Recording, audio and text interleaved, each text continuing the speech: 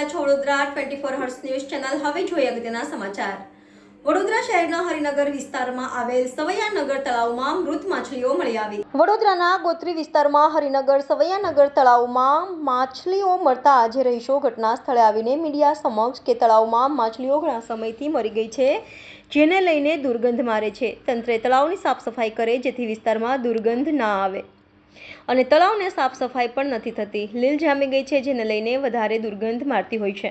આ સવાઈનગર તળાવ છે, ગોત્રી ESI હોસ્પિટલ છે, તેની સામે આવેલું સવાઈનગરમાં આવેલું તળાવ છે, જેમાં 2-3 દિવસથી માછલીઓ અચાનક મરી ગઈ છે. ઘણી બધી માછલીઓ, અસંખ્ય માછલીઓ મરી ગઈ છે.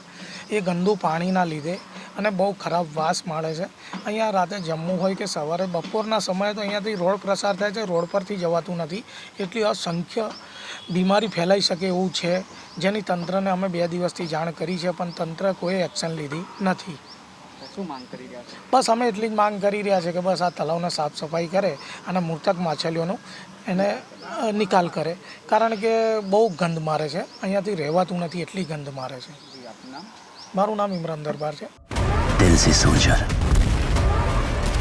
दिमाग से शैतान है हम. बच के रहना हमसे, हिंदुस्तान है हम.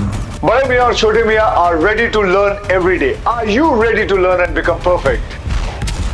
Arena helps you master the skill of animation and VFX through top industry experts. Join today. And become job ready. Watch our new film Bade Miyan Chote Miyan. Only in theaters this Eid.